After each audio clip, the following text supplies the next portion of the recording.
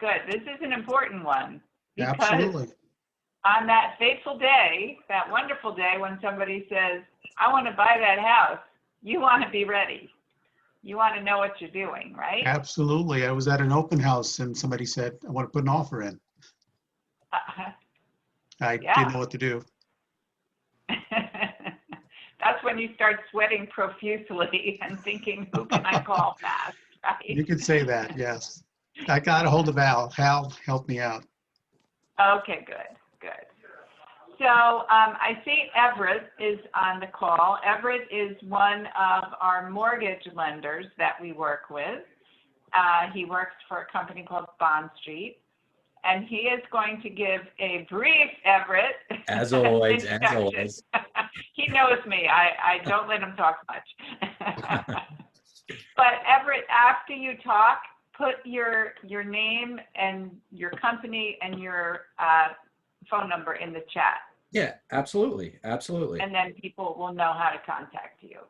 Absolutely. Yeah, so like Sally was saying, my name is Everett. I work with Bond Street Mortgage. We're one of the in-house partners for the Bergen County group. Nice to meet you all. There's a couple of you guys that I haven't had the chance to meet yet. The biggest thing that's going on that you guys are probably seeing, especially if you guys are newer agents, is that when you have buyers looking to make offers on houses, the property is usually having multiple offers and it's going over ask. So a couple of things to just keep in mind when you're working with buyers is, number one, you want to make sure that they have a real pre-approval. So generally when they're talking to like the big banks, for example, it's just a pre-qualification because they're most likely not reviewing personal docs. I would say 50-50 if they're even pulling credit and all that kind of good stuff. Whereas if they talk to somebody like us, we're doing a true pre-approval. So we're pulling credit, reviewing personal docs, tax returns, W-2s, pay stubs to ensure that they're qualified and that, at least on the finance side, there's not going to be any issues that get to the closing table. So that's the first thing. The second thing is, with these offers going over ask and then a lot of times going 50, 60, 70,000 over ask, I would say we have to be on the same page because I would say we have to get comps, because if the appraiser underappraises it as to whatever the purchase price is, with us, they'll give us the opportunity to contest it and to show comps that justify that price, whether it's because there's a bidding war, a couple of houses down the street or whatever. Whereas with the big banks, once they do that appraisal, it's finalized. There's no contesting it. So those are just two of the things, especially in this market, what we've been seeing, especially on the buy side, and this being a buy class, just to definitely keep in the back of your mind, because I would say those are two huge things, to be honest with you right now. And before I let go and turn it back over to Sally, does anyone have any mortgage related questions or anything about any deals that they're working on, or just general questions? In general, thank you for that. What's the timeline? How long does it take to go through the process? To get pre-approved or to close? To get pre-approved. To get pre-approved, I mean, I can do it legitimately within an hour if it's a clean deal. Oh, wow. Yeah, so if they are on top of things and they get me to personal docs ASAP, I can legitimately pre-approve somebody within an hour. I always tell, because I always under promise and over deliver, so I always tell people, give me about like 42 to 42 to 48 to 72 hours, and then hopefully I get back a lot sooner than that. Got it. Thank you. Absolutely. And he said something very important. A lot is dependent on the buyer being forthcoming about providing their documents. So if you start working with a buyer, you might want to prepare them and say, you know, why don't you think about getting pre-approved right now before we even find a house? Because anyway, you want them to be pre-approved before you start looking, so that you know the houses you're showing them are really important for their price range. So that's big. And then the other thing is, once you have the pre-approval, let's say they were pre-approved for $500,000, but Everett has told them, I'm approving you for $500,000, but actually you could be approved for a little more than that. Now you get in a bidding war, and they're going to pay over that amount. Just know that one of the beauties of working with Everett or one of our other mortgage partners is that they're available to you during the week, weeknights, and on the weekends, that you can just call and say, you know what, the pre-approval is for 500. They're going to need a mortgage of 520. Can you just quickly redo their mortgage pre-approval? And they'll do it for you. So Yeah, that's like- another night. Yeah, like Sally said, we try to make ourselves available as close to 24/7 as possible. Unfortunately, I do have to have somewhat of a life. So if I can't do it right there and then, the one good thing is that we work together as a team here at Bond Street. So I can call, text one of my colleagues and say, hey, can you write a new pre-approval for Joe Smith at that $550 purchase price with 20% down? And then whoever's available, they'll jump on it, because I would do the same if I was home and had to do that for one of them. Okay. Everett, All right. question. Can you put a list of all the documents that you need right away? Yeah, Because I'll put that in the chat. where I was missing like 1 or 2 documents. Mhm. So if we knew everything we needed, we can get that when we Yeah. sign the buyer agreement. That would be helpful. Yeah, I'll put that in the chat for you guys. Thank you. And just keep in mind, if you're working with someone who is self-employed, it will take a little longer. It's a little longer process. Yeah, especially in today's So- world where it's a lot of it is dependent on the COVID and how their business has been doing. So not in Yeah. addition to the tax returns, we need a P&L, a profit and loss statement. And that's something new that we have to get up front just to ensure that their business is still up and running and close to what they've been making for the past 2 years. Yeah. Okay. All right. Thank you, Everett. Absolutely. Make sure you put that info in the chat. Will do. I'm just going to Thank take you. a I have one. picture of everybody. Do you have time for one more Smile, question? everybody. Yeah, if Sally allows it. Do you have time for one more? If it's quick, only If it's quick. because All right, we have well, a lot next to time. do with contracts. That's Well, okay. I'll put Catch my you. cell phone. You can call me after. Thank you. You got it. Okay. So what are we here to talk about? What's our Writing topic for contracts. today? Contract. Writing contracts. Okay. So there's a couple of things we're going to go into. I'm going to be sharing my screen with you, but there's a few things that if someone says to you, I want to write a contract, I want to buy that house, that you need to be doing kind of to get prepared to write up the contract. So there's a few items that you want to gather and kind of have at your fingertips. So the first one is what Everett just talked about. You want to make sure that they have a pre-approval from a mortgage company. And that's key, because virtually every listing agent will require that when you submit your contract, you also submit a buyer pre-approval. So that's a given.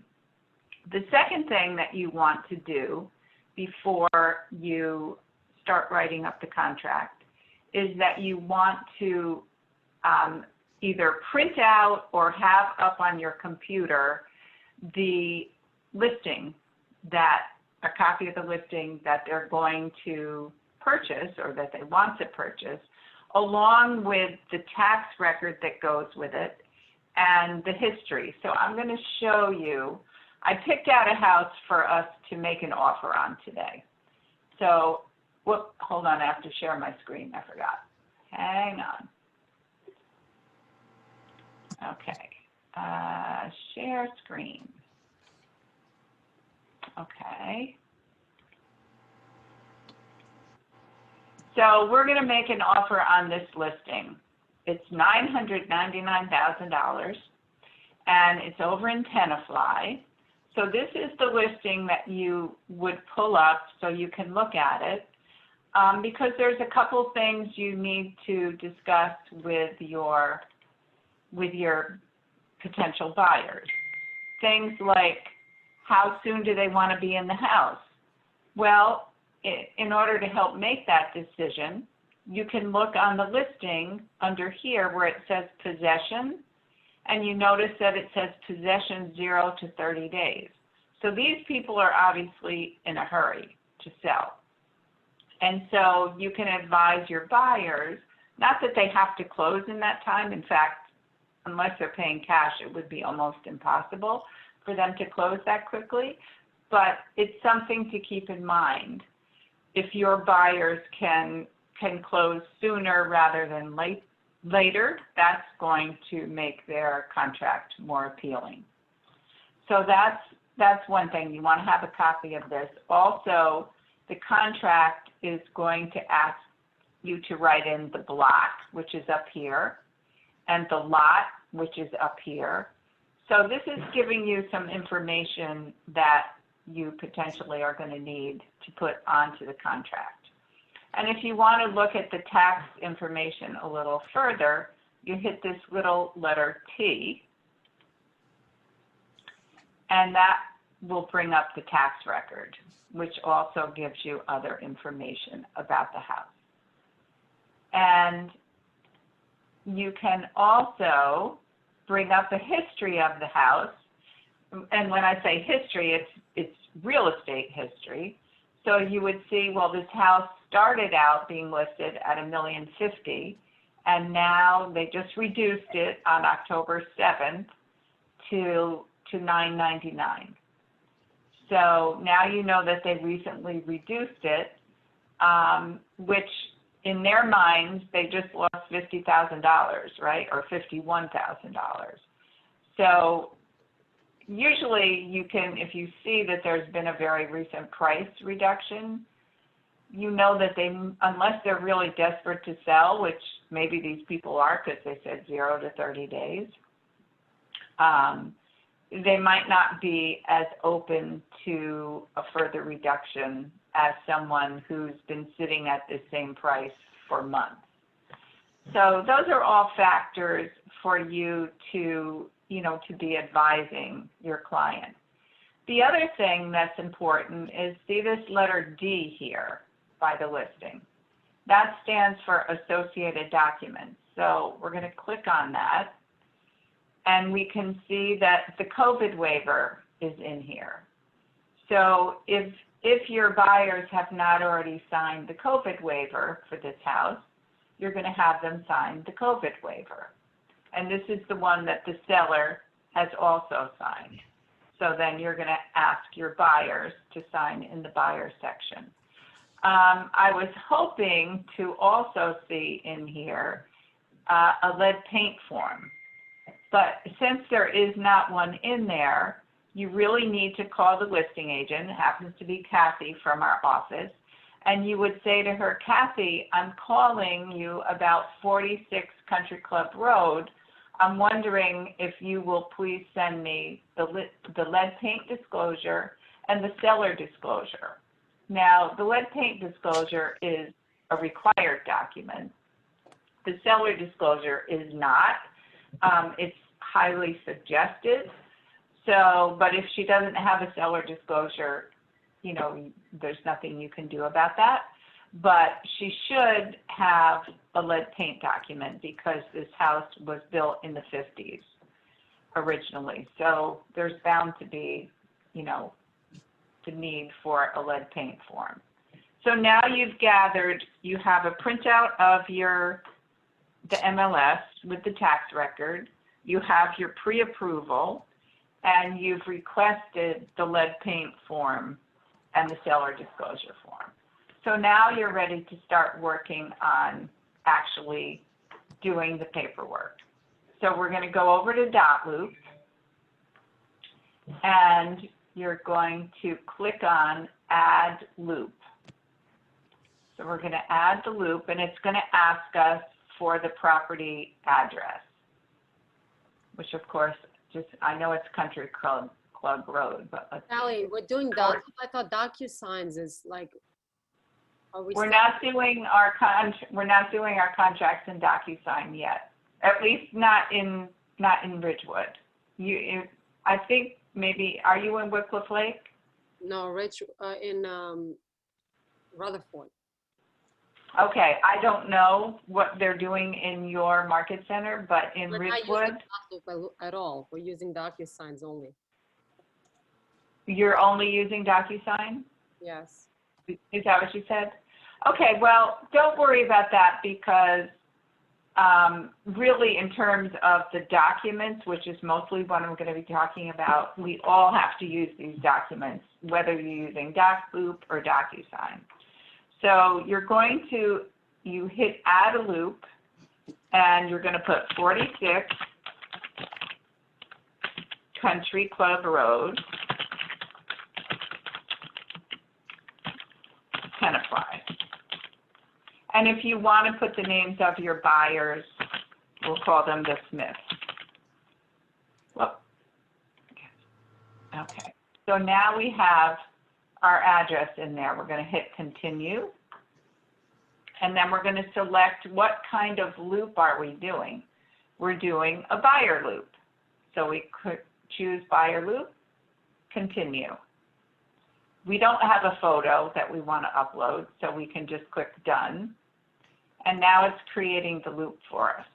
So it's basically giving us the documents that we need to get filled out. So we're going to hit view loop. And luckily for everyone, we have a buyer loop checklist. So this is the checklist.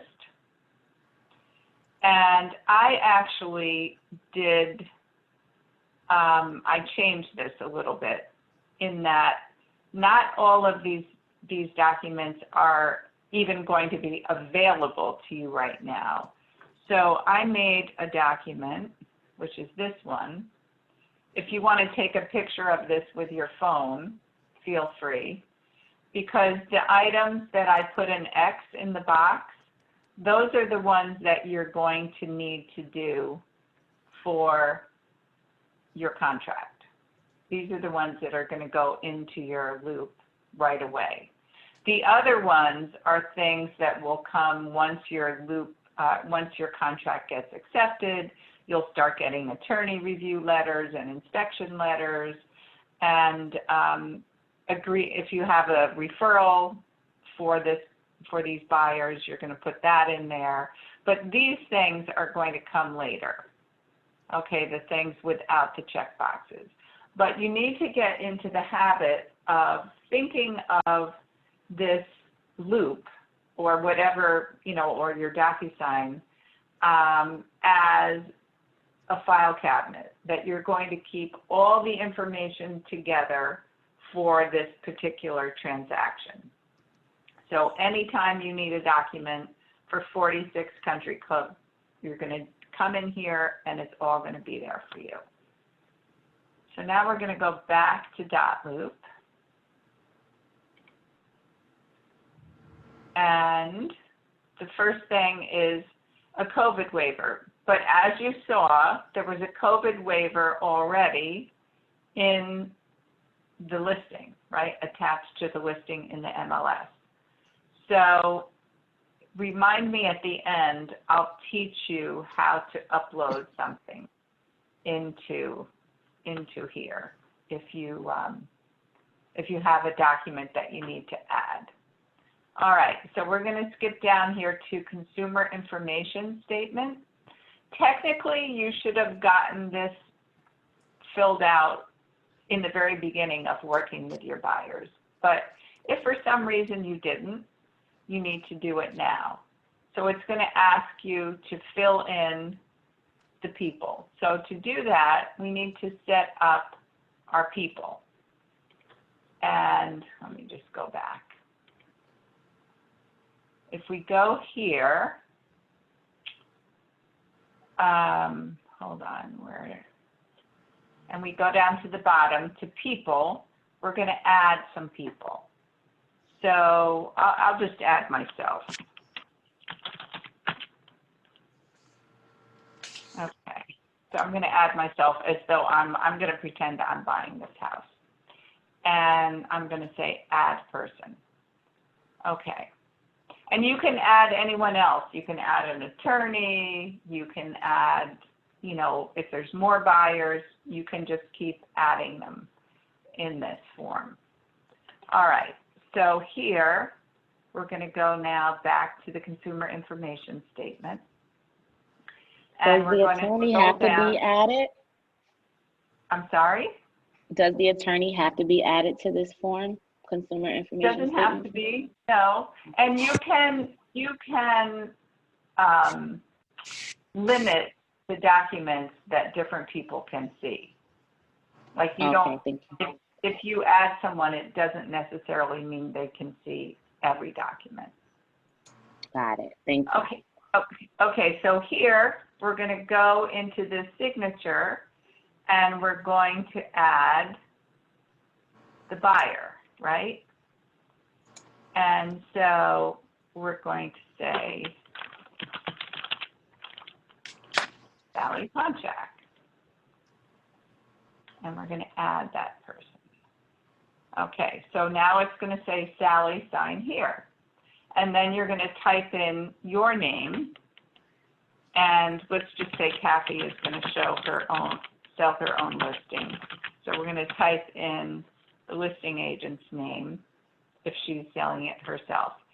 And it's going to, then you're going to check off when you're working with a buyer, buyer's agent and disclose dual agent if the opportunity arises.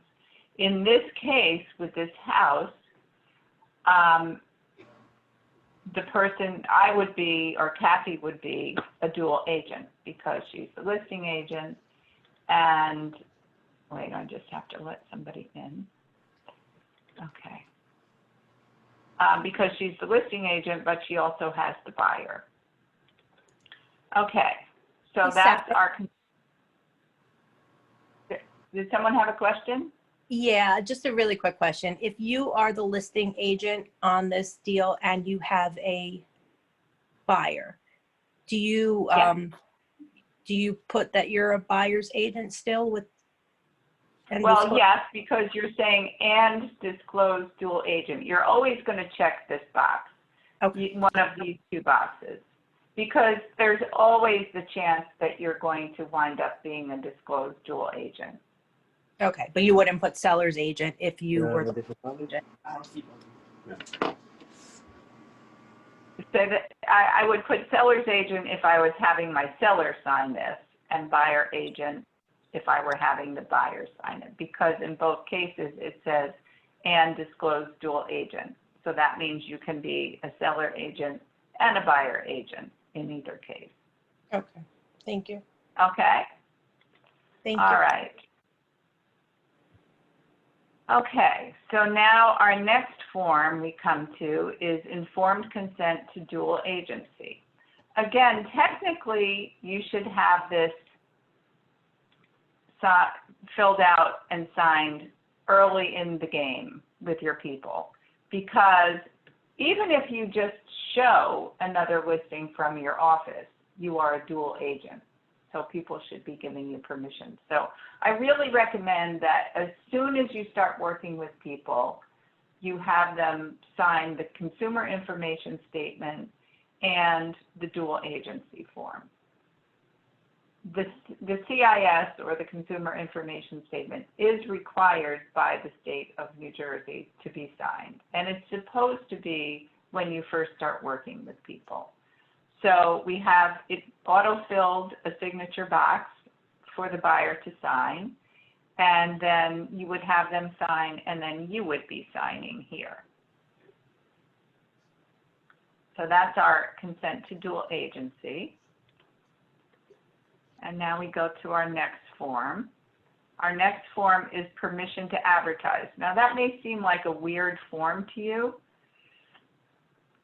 but it really isn't, because if you sell this house and you want to shout to the world on Facebook that you just sold this house at 46 Country Club Lane in Tenafly, that's advertising. Just posting it on Facebook or Instagram is advertising. So you technically need the buyer's permission to do that. Okay, next form is... Sally, if you're doing an open house for an agent who listed the property, do you also need to get special permission from the agent or from the seller to advertise that open house? You would need to have permission from the agent. You are never, as a realtor, you are never allowed to advertise someone else's listing without their permission. You always have to have permission if you're advertising somebody else's listing. And do you recommend getting it in writing somehow, or? I mean, you know what? Writing is always better. But even if you just do a text message back and forth or a quick email, if it has to be verbal, it's not the end of the world, but things in writing are always optimal. One more question. Is it acceptable to use the pictures from NJMLS to post on Facebook and advertise, or is that a no-no? If it's somebody else's listing, you mean? Yes, and if you have permission. As long as they've given permission, it's fine. Okay. Yeah. Hugo, I But if usually they just haven't- ask the agent for the picture. Yeah, a lot of times the agent will just give you the pictures to use. But if not, yes, you can, as long as they have given you permission, you can use the ones from the MLS. Okay, great. Thank you. Sally, why Okay. why do we need the permission from the buyer to advertise? Because if you're putting out there, you know, congratulations to my buyers, they bought 46 Country Club Lane, and they object to that, then you could be potentially in trouble. Okay. So we just need their permission to do it. Okay, great. This form is something you will need not in the beginning, but after the contract has been accepted and you're out of attorney review and under contract, you're going to send this email to them, which is just a way to introduce them to Tim at Carnegie Home and Auto Insurance. So we can talk about that later, but that's important to know down the road. Wire payment instructions are if the attorney or the title company doing the closing wants to wire us the money. This just explains to them what they have to do in order to do that. Okay, now we come to the wet paint form. Remember, we are either finding the wet paint form in the associated documents in the MLS, or we're asking the listing agent for it. Understand that if the house was built before 1978, it's required that you have a lead paint form signed and in the file. There's actually an $11,000 fine if you don't. It's a federal law, so that's really super important. Once in a while, you're going to run into a very lazy listing agent who is going to keep telling you, no, I'll get you the lead paint, and they never do, and they never do. What you have to do in those cases is you have to keep sending emails, and you're going to put the emails into the loop so that if you're ever questioned by anyone who's checking such things, you can show evidence that you did everything in your power to get it. So that's a really important thing. Okay, now we come to the part you've been really waiting for, which is the actual contract of sale. So we're going to put our buyer as me. And you notice that what's checked here is the buyer, not the seller. This is the notice to buyer and seller. Read this notice before signing the contract. This is called Opinion 26. You learned that in your class. This is always the first page of the contract. Always, always.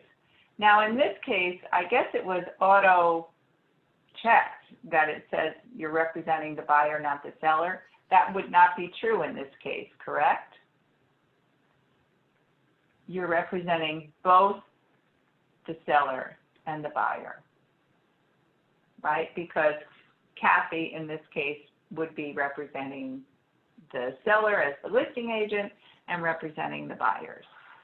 So you're going to change it to representing both the buyer and the seller. Anytime you sell a listing that is out of your own office, so if you work in Ridgewood, a listing from Ridgewood. If you work in Rutherford, another Rutherford listing. You are a dual agent, and you have to disclose that. And then down here, you're going to assign this to your buyer, right? So then it'll say Sally sign here. You're going to fill in your name at the bottom because you're the person preparing this document. I All have a right, question. finally, yeah. So even if it's not me who's representing both the buyer and the seller, but it's another agent from the Ridgewood office, so it would still be a dual agent? It's still dual agency. Yes, if you're both from the same office, the listing agent and the buyer agent are both from the same office, you are both dual agents. Okay, thank you. Yeah. Okay, no problem. So now we come, this is the actual contract. So you're going to fill in the name, right? So we're going to put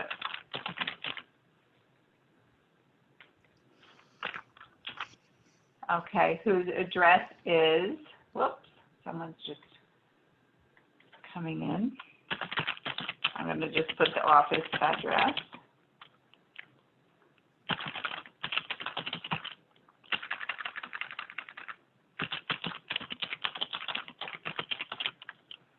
Okay, agrees to purchase from. Now this is why we have a copy of the listing, right? So we have to go back and we look, okay, the person's name of the owner is not listed here, but we have the tax record. So now we know that the owner is actually a corporation, and you're going to just copy this. It's a trust, and so we're going to put that name into here. And now we're going to look again and say, okay, what is her address? She must be living on the property, in the property, because her mailing address is the same as the property address. So we know she's living in the property, so we just have, I'm just going to, instead of writing it all up, you know, it would be 46 Country Club Road. Through the brokers named in this contract at the price and terms stated below the following property. So again, you're going to put the property address in here. Shown on the tax map of, in this case, Bergen County. So you're going to put whatever county it is. Oh, wait. On the tax map of Tenafly, Bergen County. So you have the name of the town and the county. And then we're going to get the block and the lot. So here's our block.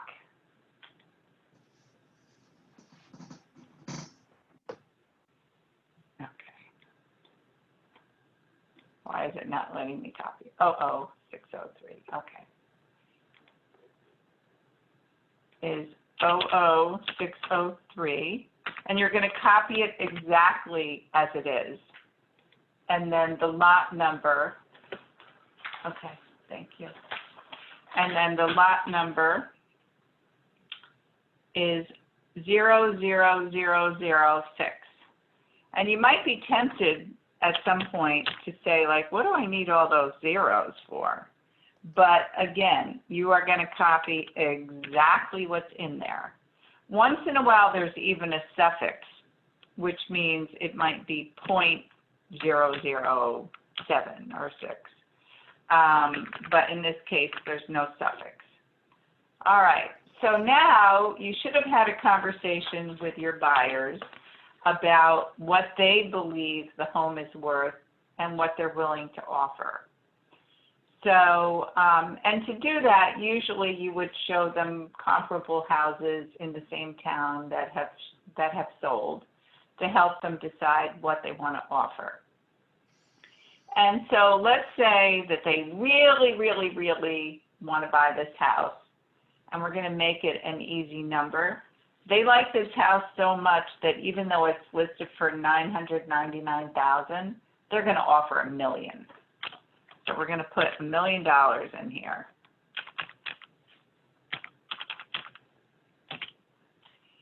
And in our area, we really don't do an initial deposit. We used to, but we don't anymore, so that's not applicable. But we do an additional deposit. The additional deposit is typically due within 10 days after the attorney review period ends. And the ideal amount for the additional deposit is 10% of the purchase price. Now, 10% of the purchase price in this case would be what? What's 10% of 100,000. 100,000. That's Right. a lot of money, right? Not everybody has $100,000 just rattling around in their pocket or their bank account. So if they say, well, I don't have 10% cash that I want to put down right now, then you can ask them, well, what do you feel comfortable putting down? And go according to that. But the purpose of the additional deposit is to actually tie the buyers to this transaction. In other words, if they just offered $1 million and didn't put any money down, it's easy to just walk away because they have nothing to lose. But if they've put down money, they're less likely to just walk away from it. So let's go for the ideal, and we're going to say they're going to put down the full 10%. So they're putting down $100,000. And now you're going to ask them, is there more money that you want to put down as cash on this house? How much more money can you afford to put down? Again, the ideal for what someone can put down is 20%. And the reason for that is that if you put down at least 20%, you don't have to pay private mortgage insurance. So ideally, that would be what would happen. And the rest of the cash they would be putting down would go here in balance of purchase price.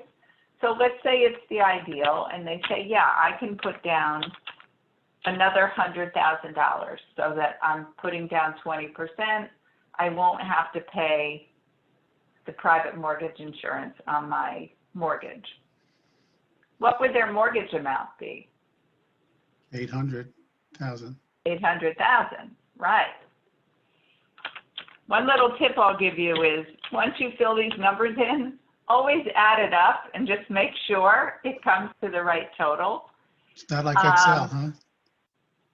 No, it's not like Excel. So it relies on a little bit of brain power on your part.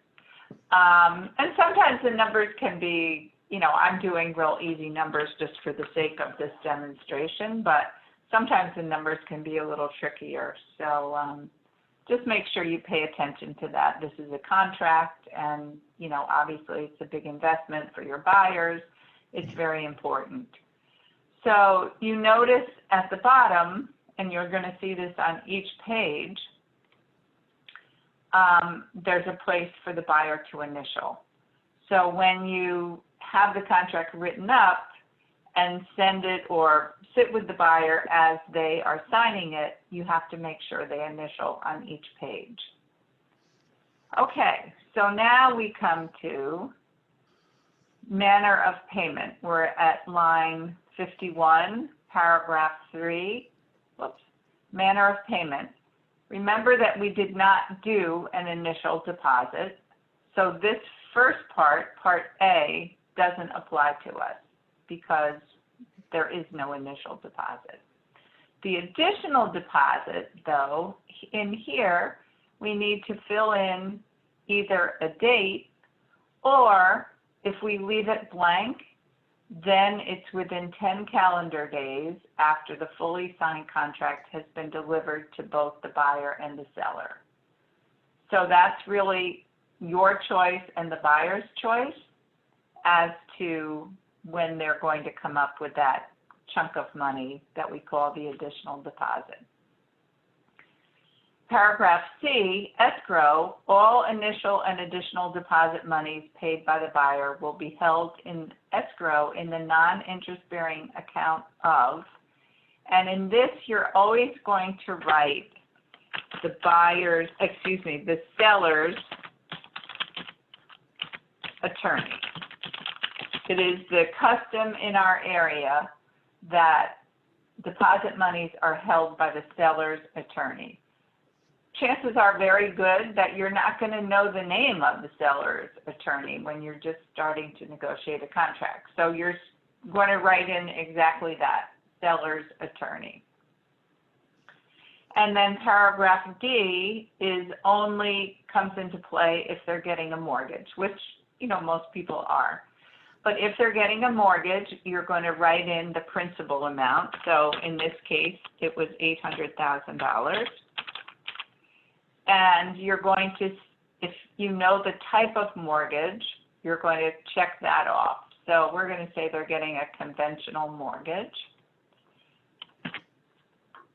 I don't know why this isn't letting me fill that in, but you would click off whichever box it is. And if you know the term of the mortgage, you're going to fill that in here, whether it's a 30-year mortgage, 20-year mortgage, 15, whatever. The written mortgage commitment must be delivered to, and I'm in line 78, the written mortgage commitment must be delivered to the seller's agent, who is the listing broker identified in section 30, and the seller's attorney no later than, and if you click on this little calendar, it'll give you dates. Now, in order to fill this in, you need to have a conversation with the person's mortgage broker. You know, if we were working with Everett, you would call up Everett and say, Everett, I'm putting in a contract for Sally Ponchak. How quickly do you think you can actually get her a mortgage commitment? A mortgage commitment means that all the questions have been answered and all the contingencies of the mortgage have been met. And so he's going to tell you, well, you know, I think it'll take me 2 weeks, in which case you would figure 2 weeks and you would put the 28th. Or maybe he's going to say, well, you know what, this person is in business for themselves, so it's going to take a little longer. You better give me a month. So then you're going to put whatever date that is. But don't just make up a date. You know, check with the mortgage company if you can, because what a mortgage commitment date means is that technically, if you have this date, in this case November 11th, and your clients do not have a mortgage by November 11th, their commitment, they're in breach of the contract, and the seller could potentially cancel the contract because you are not abiding by the contract. So you want to make sure that date is doable for everybody. Sally, what happens to the deposit if it doesn't come through? You mean if one of the, like every contract has 3 contingencies. The first one is the attorney review. The second one is the inspections. And the third one is the mortgage. So if it falls apart during attorney review, no money will have passed hands at that point. But if it falls apart, maybe because of inspection issues, after it goes under contract, if it doesn't work because there's inspection issues that can't be resolved, the seller's attorney has to return the money to the buyers. Or if the buyers or whatever the reason, are unable to obtain a mortgage, they get their money back, as long as they've shown that they've made every effort to try to get the mortgage. So balance of purchase price is really when the closing is going to be. So payment of the balance of purchase price shall be made at the closing, and you're going to go in here and you're going to choose a date. And that will be according to what's ideal for your buyers, as well as what was negotiated with the seller. And notice this is something you should point out to your buyers. The balance of the purchase price, first of all, this is, I don't know why the state of New Jersey said paid in cash. We absolutely do not want cash for the closing of a house. It has to be a certified cashier's or trust account check. It has to be an official check. It cannot be a personal check. So you need to make sure your buyers understand that. Their attorney or title company will remind them, but that's really important. So they need to know that. Paragraph 4, sufficient assets. And by the way, I want you all to take the time someday, not right now, to literally read through this contract. Read every word of this contract. I know that's boring and not the most fun thing to do, but you really need to know what's in here. You're asking people to sign a very important document. And although many people will just blindly sign because you tell them sign wherever it indicates and they go and do it, but on occasion you're going to get people who say, tell me exactly what each paragraph here says.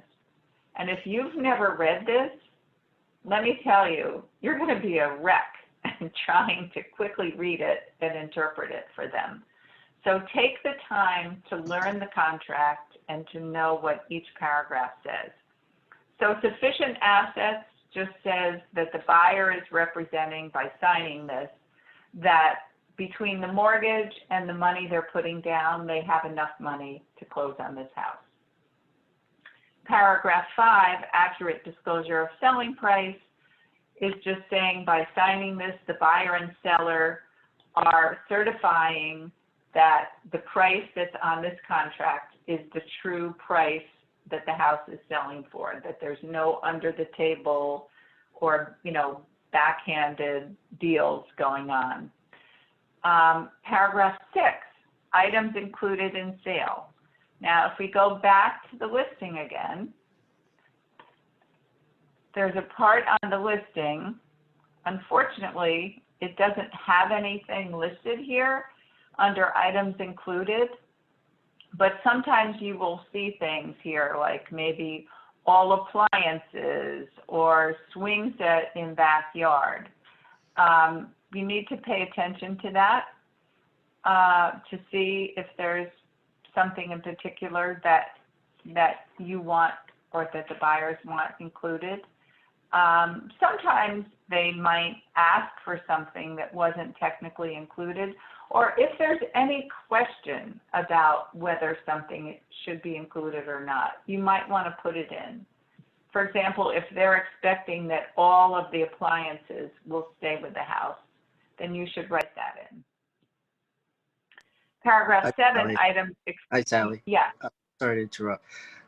That's No. personal property, because personal property can be removed. How about like ceiling fans? Do you have to walk through and go through those items with Okay, your buyer? so anything, the basic rule of thumb is anything that is fixed or attached to the wall or the ceiling is a part of the house and therefore should stay, unless it is specifically excluded by the seller. So sometimes you might look at a listing and it'll say, under excluded, it'll say dining room chandelier or draperies in the master bedroom. But if it's not specifically excluded, it's considered to be included if it's fixed or attached to the house. Obviously, anything personal, the seller is allowed to take. But if there's any question, I would ask the listing agent. There have been many fights in many houses over, but I thought the washer and dryer were included. A washer and dryer are not fixed or attached to the wall. They're just plugged in. So they're technically not included, whereas A stove is usually built in. Yeah. A stove is usually considered to be included. Okay. And in fact, if you read through this paragraph under items included, it will tell you a lot of things that should be included unless they're specifically excluded. So shades, blinds, Lines. they should automatically be included unless the seller says, I'm taking the shades in the living room. Okay, paragraph 8, dates and times for performance. Seller and buyer agree that all dates and times included in this contract are of the essence, which means that things should happen by that date or certainly within a few days of that date. Certificate of occupancy, paragraph number 9, that applies to the seller, and it just tells the seller that they have to get whatever their town is requiring. Most towns require some kind of certificate of occupancy on the part of the seller when a house is closing. Paragraph 10, municipal assessments.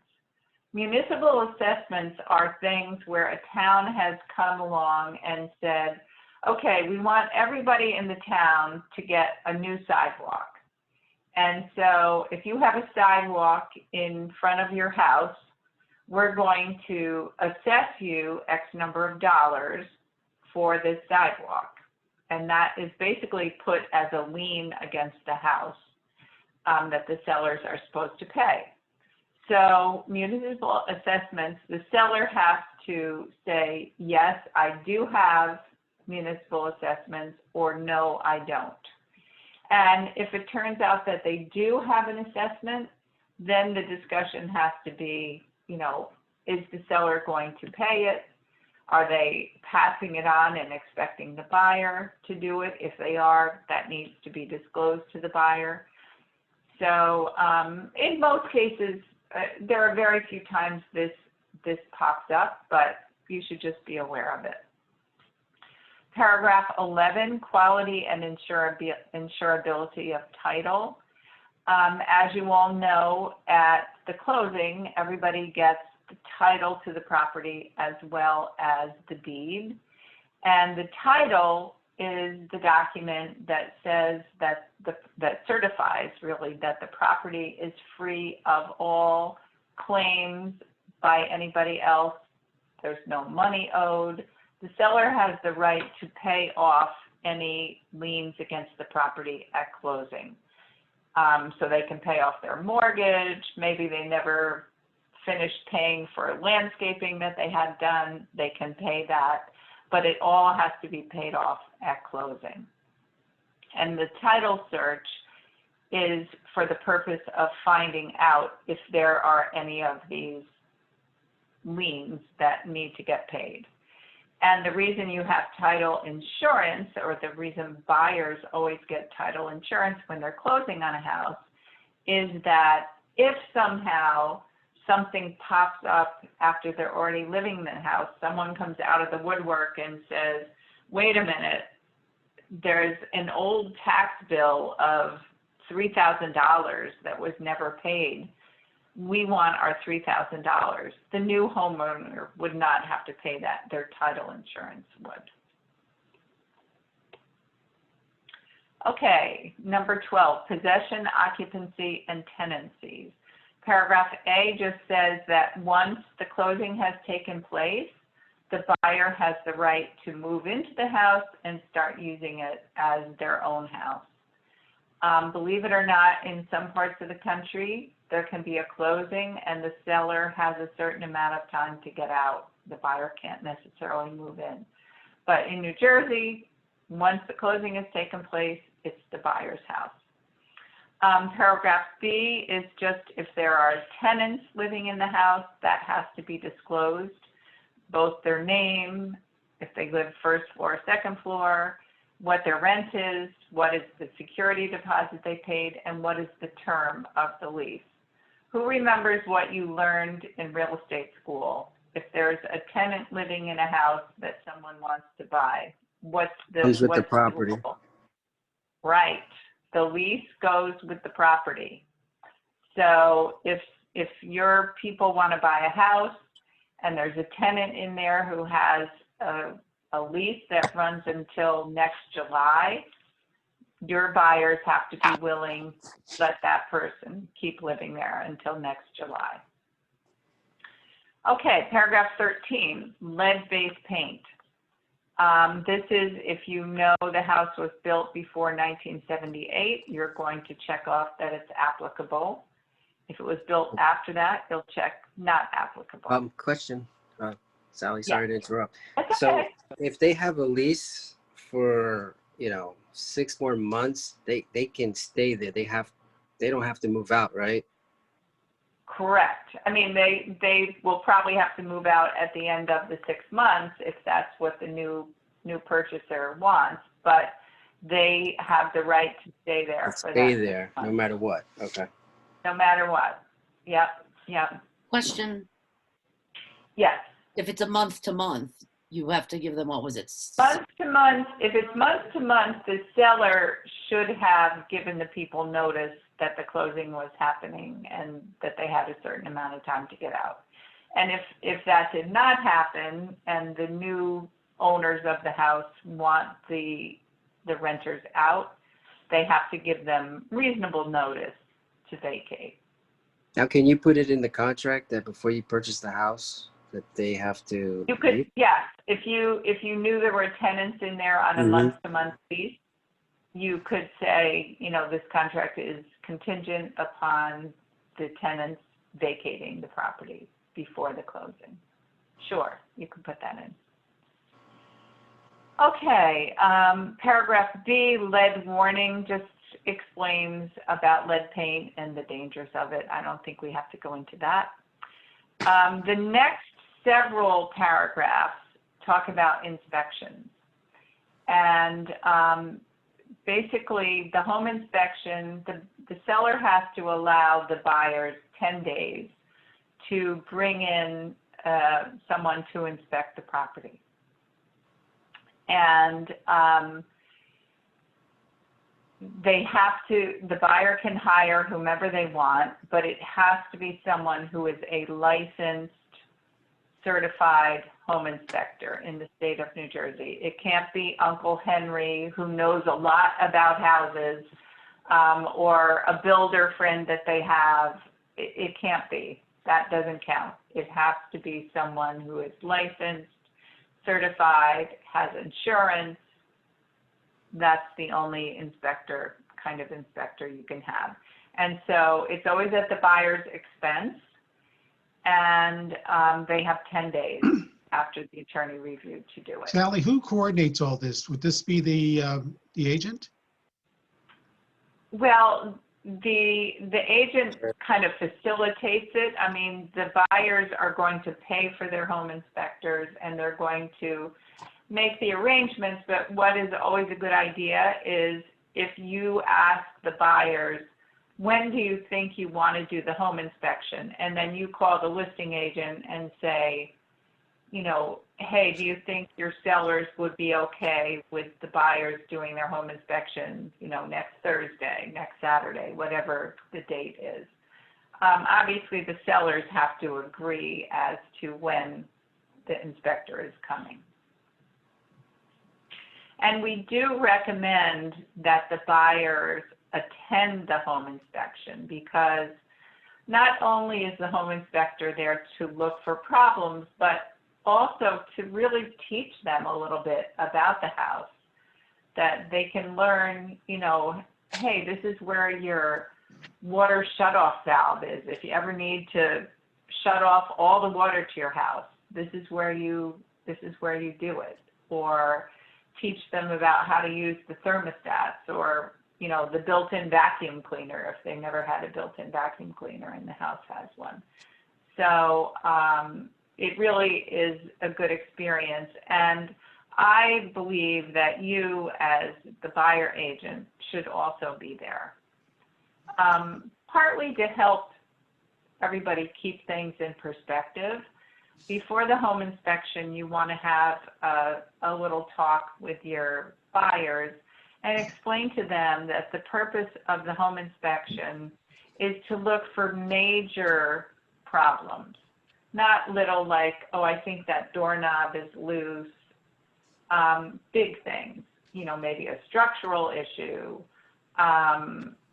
you know, a termite issue, the heating system isn't working or the air is not working, those kind of things, not the little minutia kind of things that you could fix for, you know, $10.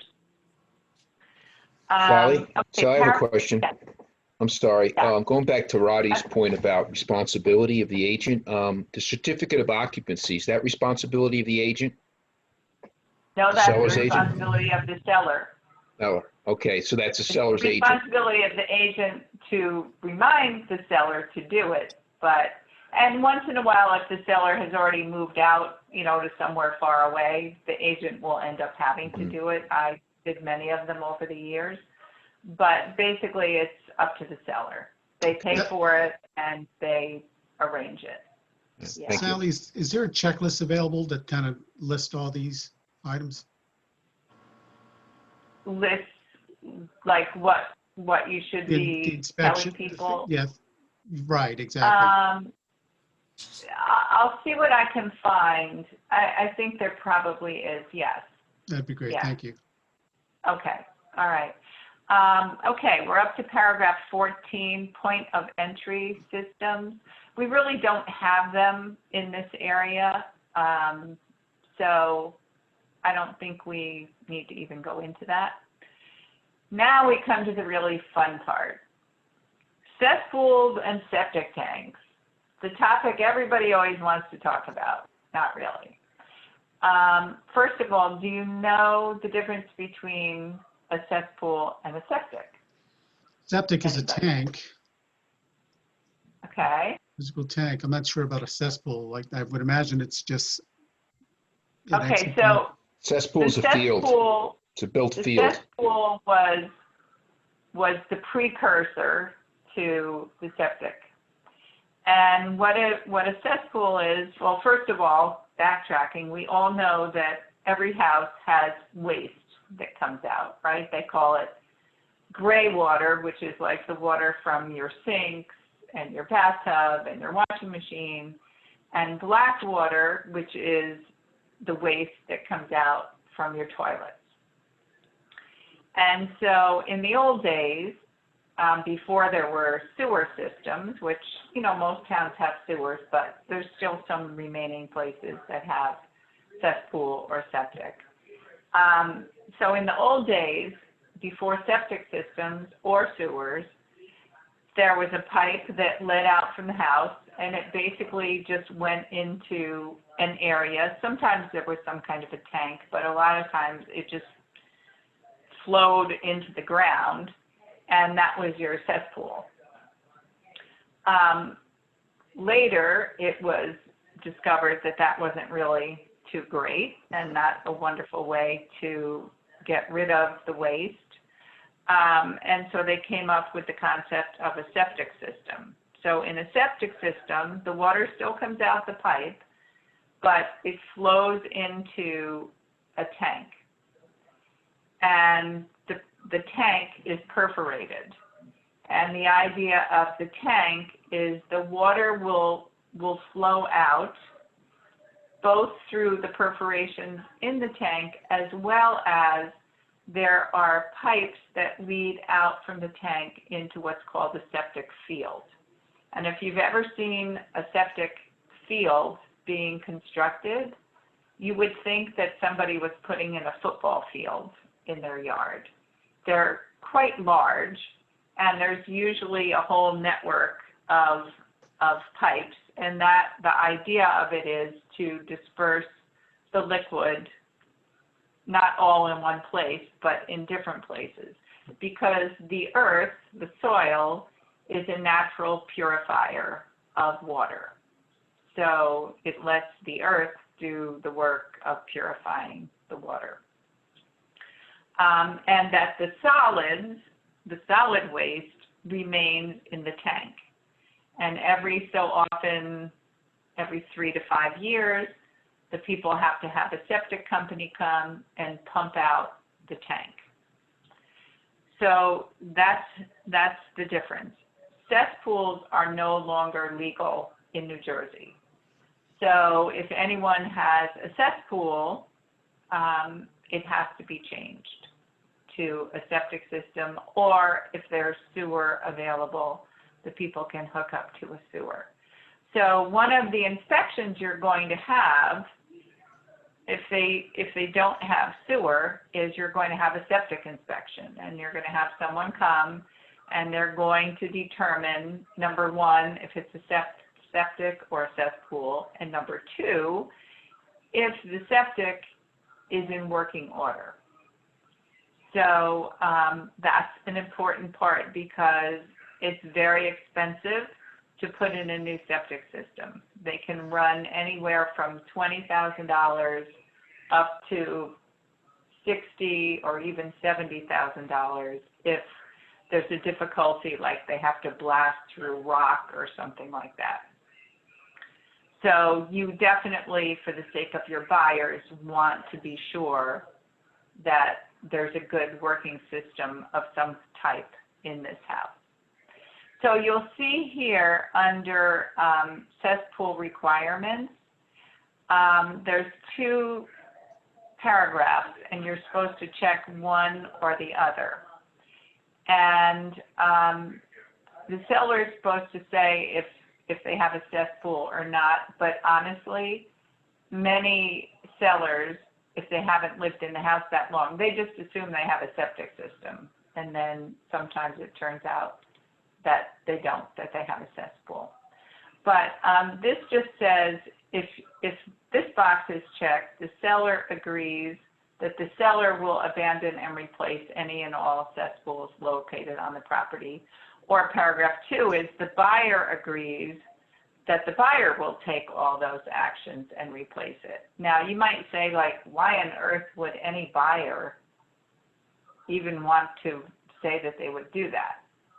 There is a certain type of buyer that would, and that is a builder who's maybe going to add on to the house and is going to need a new septic system anyway. A builder might say, yeah, I'll take that on. I'll take care of the septic. But in most cases, you're going to check that you want the seller to take care of it.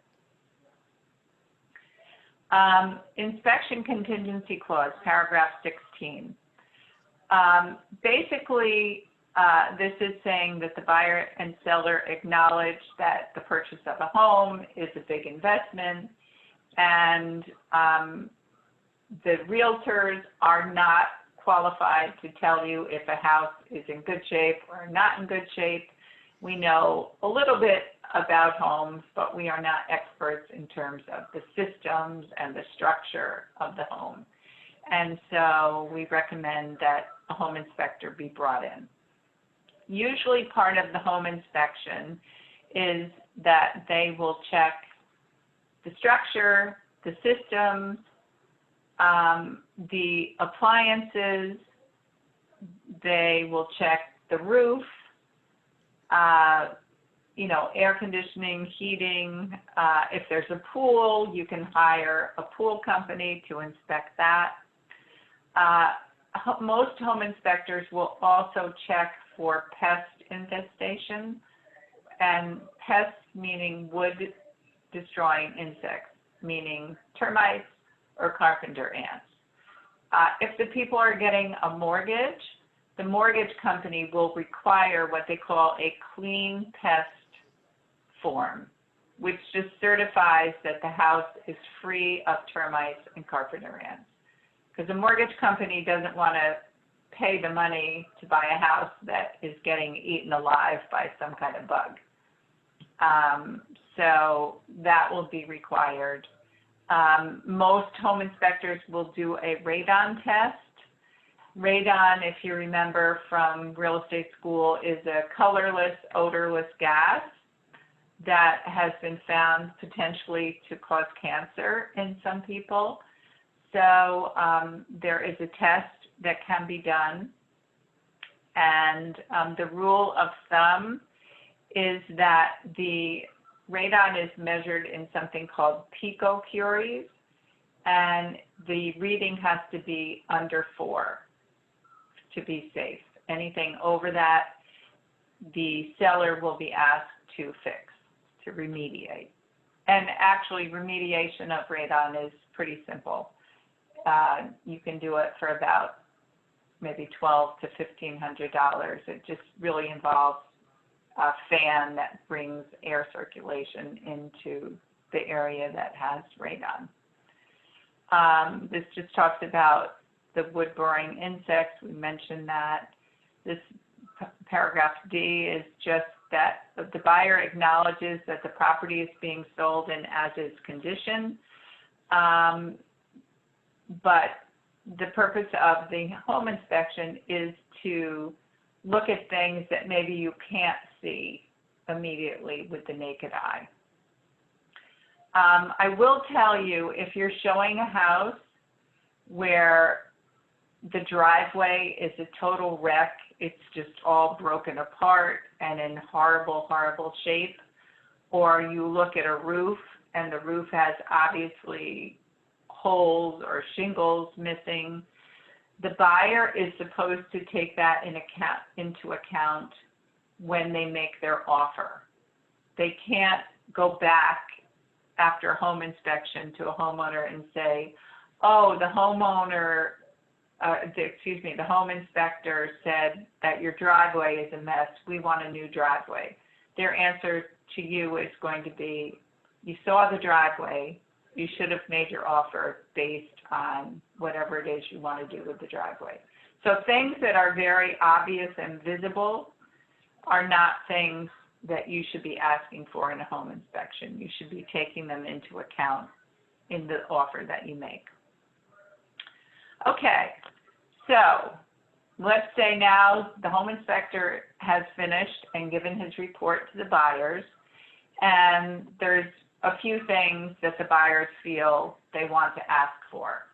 So let's say that they have 6 things, A, B, C, D, E, and F, that they want fixed.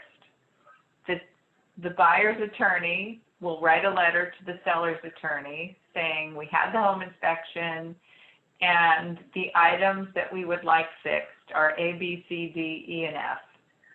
And at that point, the seller has 7 business days to get back to the buyer's attorney and say, okay, we'll fix none of it, we'll fix all of it, or some combination like we'll fix A, B, and C, but not the rest. At that point, it becomes a negotiation, and technically, if they refuse to fix everything, that is grounds for the buyer to walk away. But that rarely happens. There usually is something that can be worked out, some middle ground that can be arrived at.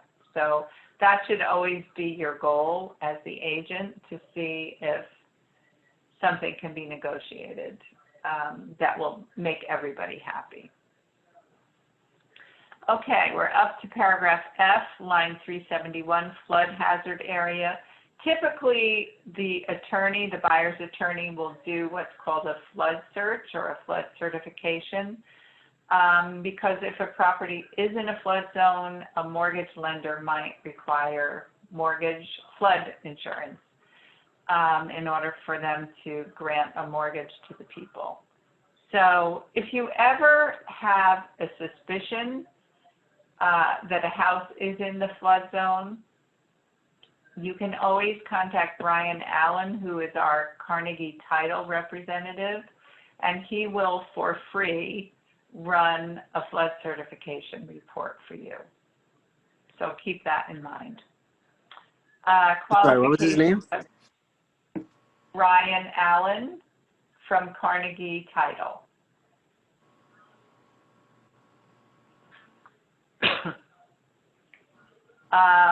Let's see. We already talked about qualifications of inspectors. They have to be licensed and certified.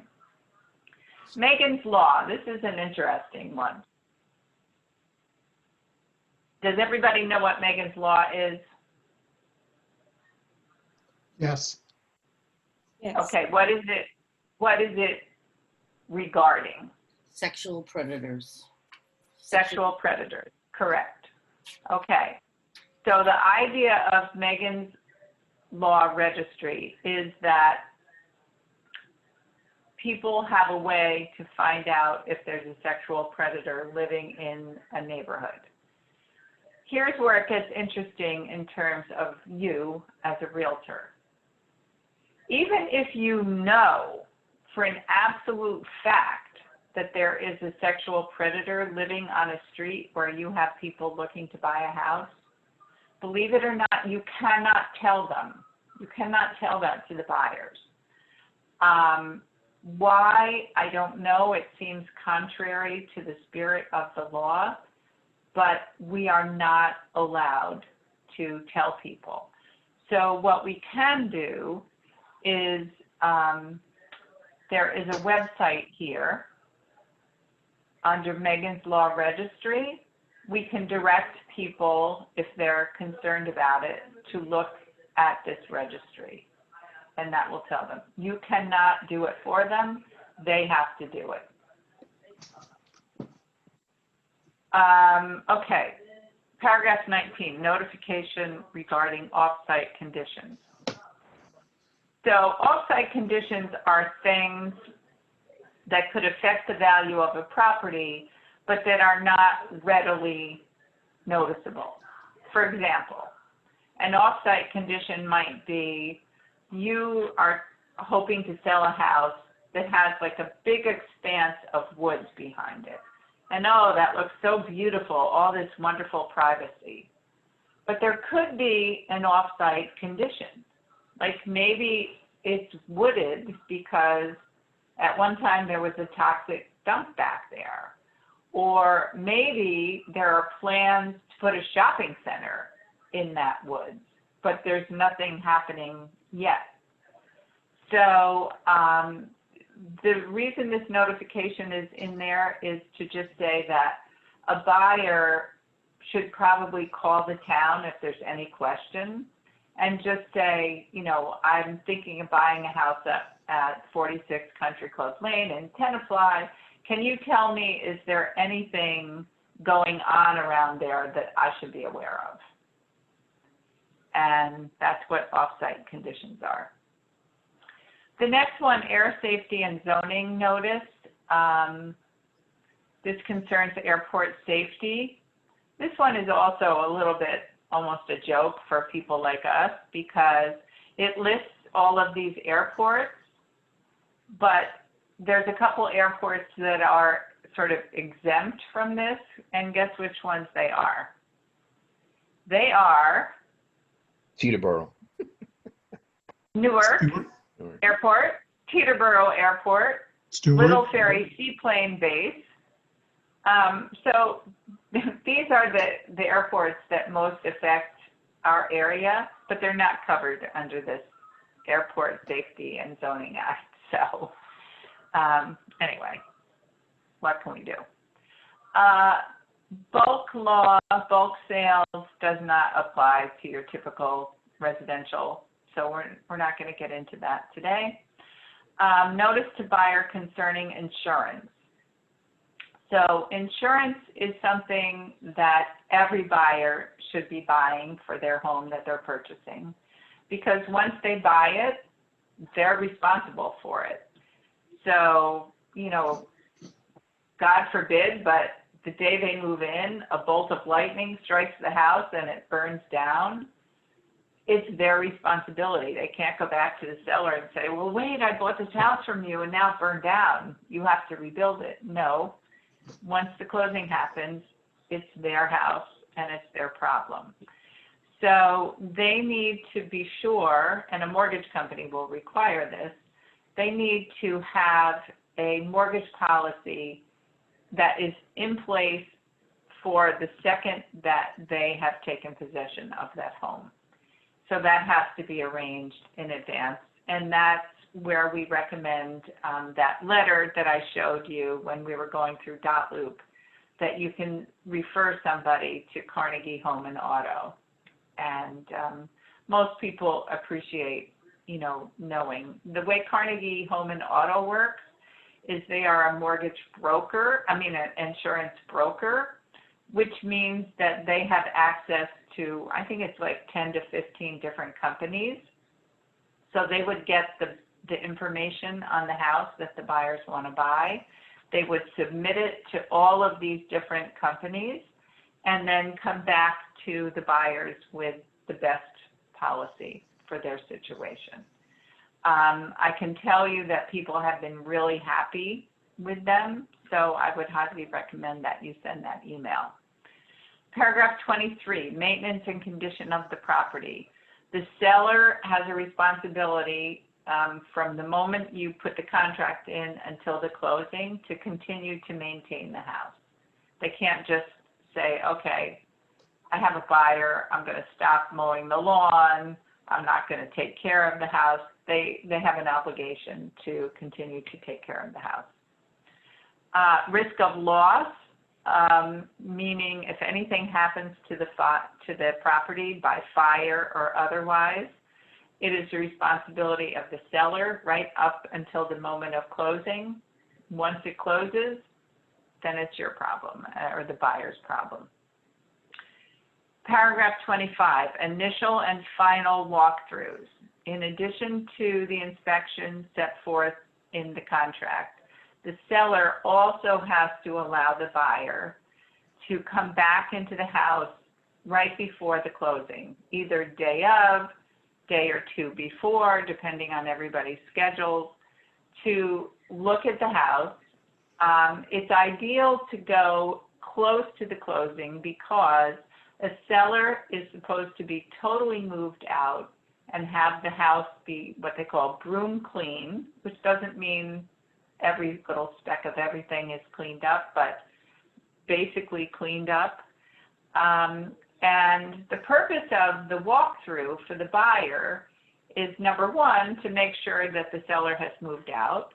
Number two, to make sure that when they moved out, the moving company didn't bash a hole in the wall, or the seller didn't decide to leave 25 cans of old paint sitting in the garage that the buyer would then have to get rid of. So you're going to go and you do your walkthrough. If you notice something that's not right, like let's say that the homeowner, the seller, agreed to leave the washer and dryer, and you get there and the washer and dryer are gone. What you're going to do is immediately call the buyer's attorney and say, we're at the walkthrough and here's what the problem is, so that the attorney can start negotiating how that's going to be handled with the seller's attorney. So you're saying you contact the seller's attorney, you don't contact the buyer's attorney? That's not litigation between the buyers would contact their attorney to say, sorry. yeah, that something was wrong when you did the walkthrough. Yeah. Okay, adjustments at closing. The seller has the right to make any adjustments at closing. They have the right to pay off any debts that they have, and the attorneys will work things out, such as, let's say the house is closing Okay, I have on an November. appointment tomorrow at 1:15. Do you want it? Who, All right. can you put So yourself they're gonna on? call you at this number. You need to go on mute. Oh, sorry. Okay. So let's say that the seller has paid their taxes through the end of the year, but you're closing November 1st. The attorney is going to figure out what the taxes are per diem and bill the buyer for the amount of tax to reimburse the seller for the amount of taxes that they paid beyond what the closing date is. So that can all be done by the attorneys at the closing. Paragraph 27, failure of buyer or seller to close. I've been doing this for over 30 years. I've only known of one instance where that happened, where it just, the buyer was suddenly nowhere to be found. But for the most part, closings happen. But if they don't, just know that whoever, was ready to close has the right to sue the person who doesn't close. 28, consumer information statement acknowledgement. By signing below, the seller and the buyer acknowledge they received the consumer information statement on New Jersey relationships prior to the it's supposed to say, it says to the first showing of the property. So that's why I say you really should do that consumer information statement early on. So in this line, you're going to put the name of your company and then your name. And you're going to say is operating as, we said in this case, it would be a disclosed dual agent because they have both sides. And then if more than one firm, let's say it wasn't dual agency, and so it was some other company, you would put in the other company's name in this paragraph B. Broker's information. This is pretty self-explanatory. You're just going to start filling this information in. If you need to find out what somebody's real estate license ID is, you can find it right in the roster of the MLS. You just have to go into the roster of the MLS and you'll see it there. But the idea of this is just to put in as much information as you can. Put in what your commission is that you should be getting, and that's that. Equitable lien, this is just a paragraph that says, and attorneys always cross this out, so I don't even know why it's in here, but it just says that our commission is a lien against the property. It has to be paid. Paragraph 32, if the buyer or the seller also holds a real estate license, it has to be disclosed here. Paragraph 33 just asks that the realtors receive a copy of the closing disclosure, the closing statement. Paragraph 34, this is important, professional referrals. The seller and the buyer might request names of attorneys, inspectors, vendors who, do certain things like, a name of an electrician or a roofer or something like that. This is just saying that to cover you, really, that you can't be held responsible if it doesn't work out. But what I would say to you is this. If you have buyers or sellers who ask you to recommend some type of person, whether it's an attorney, a home inspector, a mortgage person, always recommend more than one and tell them you want them to do their due diligence and decide. Because if you tell a buyer or a seller, like, you need to use this home inspector is the best, and that home inspector does the home inspection and misses something, they're going to blame you. So make the decision as to who they're going to use, the buyer or seller's decision. Don't be telling them, oh, this is the only person you should use. Always give them choices and tell them they have to choose.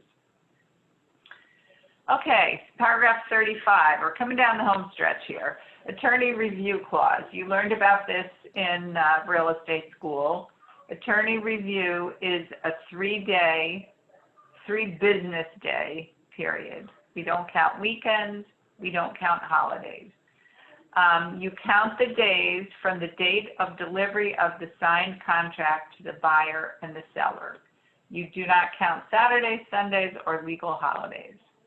The buyer and the seller may agree in writing to extend the 3-day period for attorney review. Sometimes an attorney will ask for more time. Know that when an attorney gets a contract, the buyer's attorney will almost certainly send a letter to the seller's attorney that starts with, I disapprove the contract. They have to say that, okay? But what they usually go on to say is, However, I would approve the contract with the following modifications, and they write in, you know, whatever they think has to be modified. But things need to be in writing. Okay, notices. This is just saying that email, fax, electronic, all are considered acceptable. Paragraph 37, no assignment. No assignment means that the buyer can't suddenly say to his, you know, cousin Billy, oh, cousin Billy, do you want to buy this house instead of me? Oh, you do? Okay, we'll just switch out your name and you'll be the buyer. Can't do that, not without the seller's permission. Paragraph 38 just says electronic signatures and documents are fine. 39, corporate resolutions. If the buyer or seller is a corporation, you really need to have paperwork that proves that they do have the right to do whatever they're doing. Paragraph 40 just says this is the whole contract. There's nothing under the table, nothing else going on. 41, applicable laws, just says that the contract is governed by the laws of the state of New Jersey and any local laws. Addenda. So these are extra documents that potentially you might have to use. So if any of these things apply to the house or the buyers that you are selling, you need to do the appropriate addenda. So if you have buyers who have a house to sell, you've got to do the buyer property sale contingency. If you're selling a condominium, you have to fill out this form. If they're getting an FHA or a VA loan, you need to fill out this one. So just look through, and if any of them apply to your particular situation, then you need to use it. Additional contractual provisions are just if there's something extra that your buyers want to write in, such as buyers request that the swing set in the backyard be removed before closing, or buyers request that the closing date can be extended if all parties agree. Anything that's outside of what already has been put in the contract can be put in additional contractual provisions. A lot of times you won't have any. This will just be left blank, and that's fine. And then we finally get to the place where everybody signs. Remember, on each page, you're having them initial too. But this is where they sign. If you're actually with them and you want to witness it, you can, but not necessary. Okay, that's the whole contract. But wait, there's more. We have the wire fraud notice. So does anybody know what wire fraud is? Yeah, I think in another class I came to know that some people just wired the money without getting the email from the mortgage company directly, and actually it was a fraud and their money was never recovered, and it was a mess. Right. So this has become more and more of a problem. Wire fraud is when you're transferring money electronically. And you need to discuss this with your buyers and sellers because this has become a problem. And we've had a few instances, some of which we've been able to nip in the bud before they actually go bad. But one of them we didn't know about until it was too late. And I'll just tell you a couple stories. So the one that was the worst one is one of our agents had sold his listing. He actually sold it himself. The people buying it were paying cash. They got a letter that they thought was from an email, I should say, that they thought was from their attorney. Because what these wire fraud people do is somehow they managed to hack into people's emails, and they got the buyer's attorney's actual email. But you know how there's a little string of numbers and letters in emails? Maybe you never even noticed them, but all of them have this little string that kind of directs where things are going. They sent, these wire fraud people sent what the buyer thought was an email from her attorney telling her to wire literally, I think it was $400,000 to him, supposedly. She never checked with the attorney to say, did you actually send this to me? Should I be wiring this money? She never checked. She just did it. It came almost the day before the closing. Her attorney calls her up and says, I'm calling to tell you how much money to bring for the closing tomorrow. And the buyer said, what are you talking about? You know, you already asked me for the money. I wired it to you. And the attorney said, no, I never asked you for the money, and I never got the money. That money is gone, never to be found again. You can't even track down these things. So we need to warn people about this. We had one good story where someone had gotten a letter, an email that they thought was from their attorney asking them to wire a certain amount of money. And they thought it seemed a little weird, so they called our agent that they were working with and said, can you just check with our attorney because I don't feel like this is the right amount of money. And our agent called the buyer's attorney, who immediately said, I never sent them an email asking for money. So that one we were able to stop before something bad happened. So the purpose of this is to just tell people that there is wire fraud out there. Before they wire funds to anyone, they need to call the person and actually have a conversation with them on the phone, confirming that the email did come from that person and that they indeed are supposed to send the money. So hopefully that will avoid problems. I would expect Okay, that going with the check would be safer then. I'm sorry, what was that? I said I would expect then that going with the check, just a cashier's check, would be the safest. The cashier's check is the safest, yes, yes. But there are certain situations, you know, maybe the buyer is out of the country on business or, you know, who knows. But there are situations where it's necessary, but I'm with you. I'm old school. I'd rather just have a certified check. Okay, this is the other critical document, and this one carries a really huge fine if you don't have it. It's a $40,000 fine if this is not in the file. So this is called the Affiliated Business Arrangement Disclosure Notice. As you know, our company has a relationship with both a title company and an insurance company, Carnegie Title and Carnegie Home and Auto. We have to, by law, disclose that to our buyers. And that's what this is, a disclosure. It's not requiring them to work with either of those parties. It's simply a disclosure.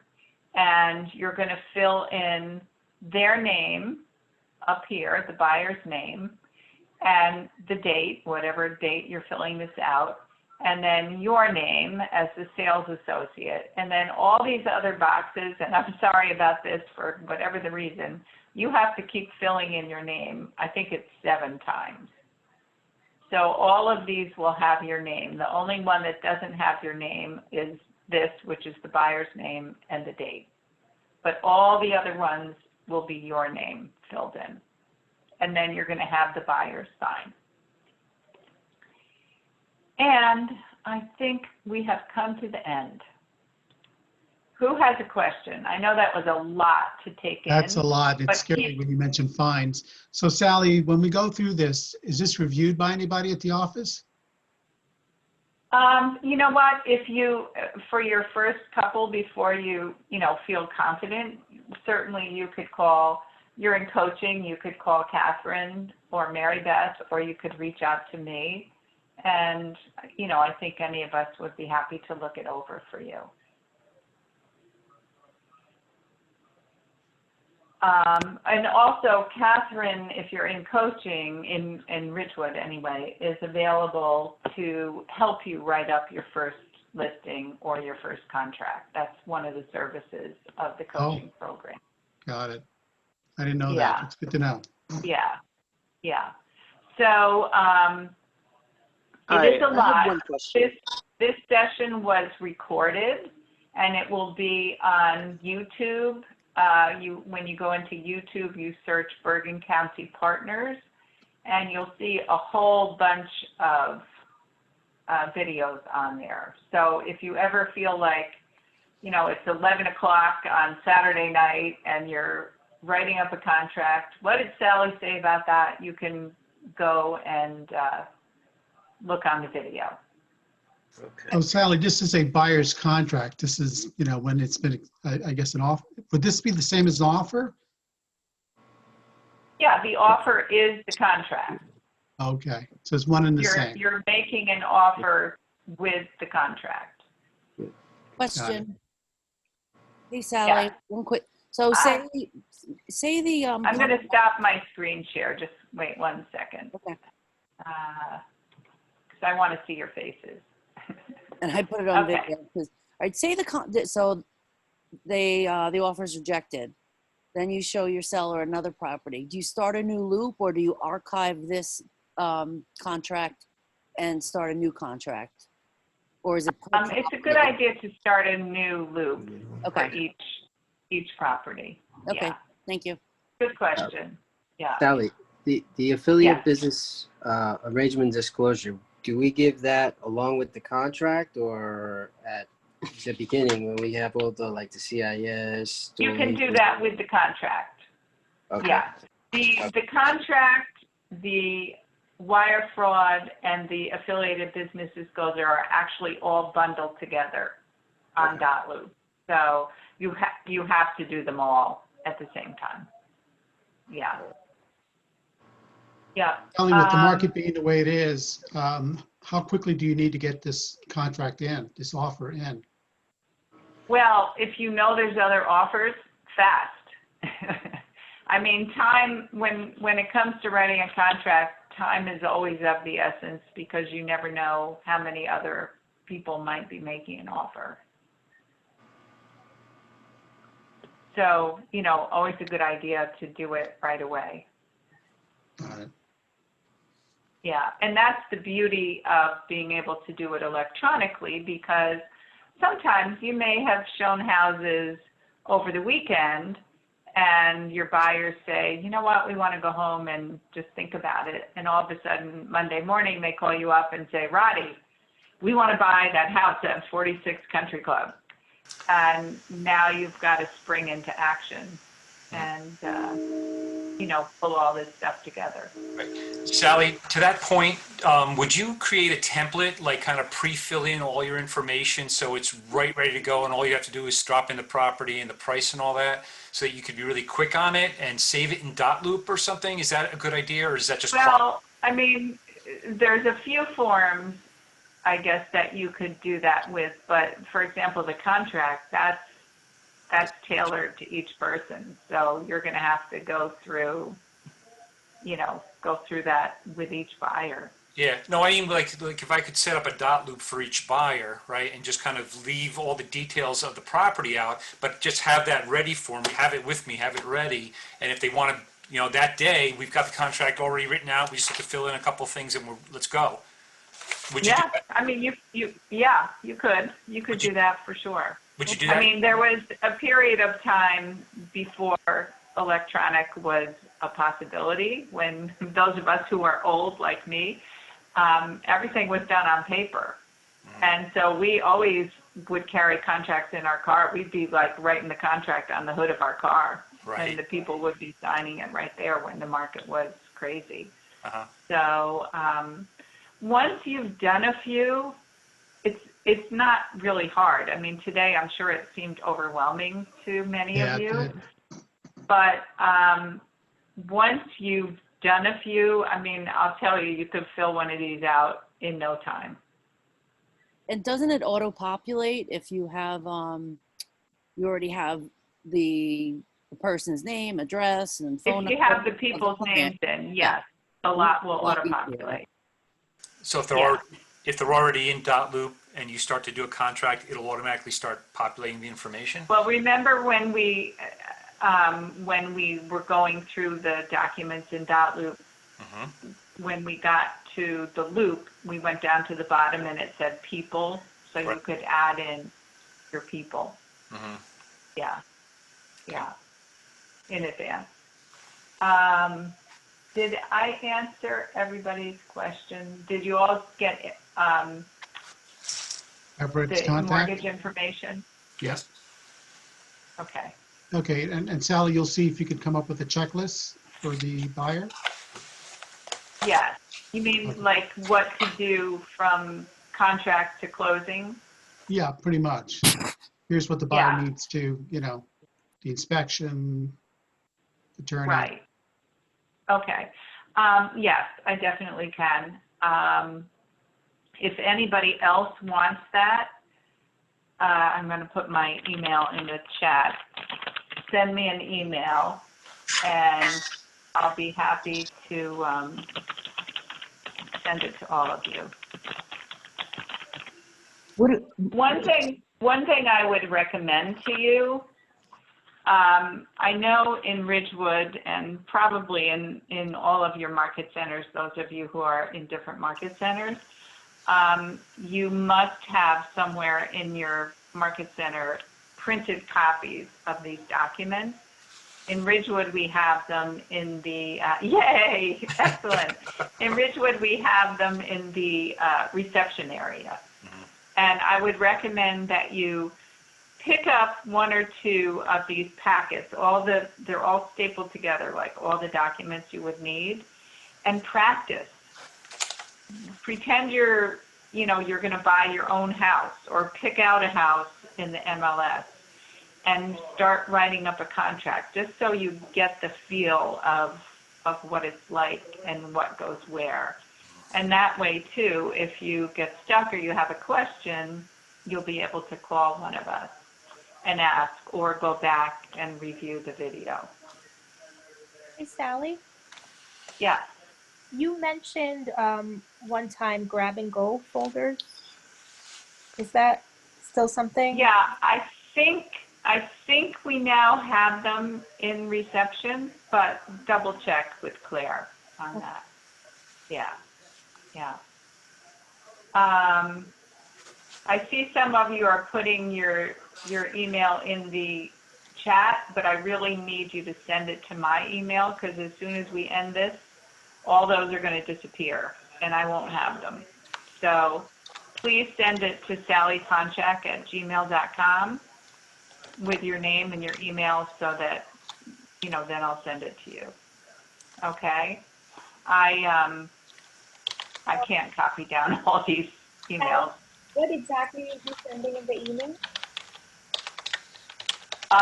You're sending me your email if you would like to receive the checklist of the tasks that you will need to do from the time you write the contract to the closing. Yes, yes, definitely. Thank you. Okay, so Sally Ponchak, SallyPonchak. You see my name under my picture, but all one word, @gmail.com. And I'll be happy to send that to you. Really fun. All right. If there's no other questions, I thank you all for coming. This was a long one. Thanks for hanging in with me. Great info. And it's important. It's really important. Friday, we have a new one for you, which is how to do the best open house ever. So come to that, because open houses should be gold for you. That should be where you're going to pick up clients, both buyers and sellers, because a lot of potential sellers go to open houses to kind of secretly check out realtors and decide who they want to work with. I think I mentioned this in Monday's class. Always think of an open house, every person who comes in, as a job interviewer, that you're potentially interviewing to become their buyer agent or their listing agent. Yep. So I'm going to tell you the things that you need to do to prepare in advance, what to do while you're there, and how to follow up, so that you can maximize the return you get from open houses. If you get good at doing open houses, that can be a huge source of business for you. That would be great, Sally. I need that. I've been to a couple of open houses co-hosting it, but usually people walk in with like either they have agents or whatever, and so I don't know how to go about asking them how to follow up and. Right. Well, there's always going to be a percentage, sometimes a large percentage, of people who come to an open house who are working with an agent, and we just have to accept that. But the ones we're looking for are the ones who are unattached. So, and there's usually at least a couple of those. If you get one good one from an open house, that's a great day. So, I'm going to teach you how to maximize your chances of that happening. And I will look forward to seeing you all on Friday. You then. Thank you, Patty. Thank you. I'm sorry. Thanks, Sally. What time is that on Friday? Same, 1 o'clock. Okay, thank you so much, Sally. It was- Thank you. Okay, my pleasure. Okay, bye. Thanks. Bye.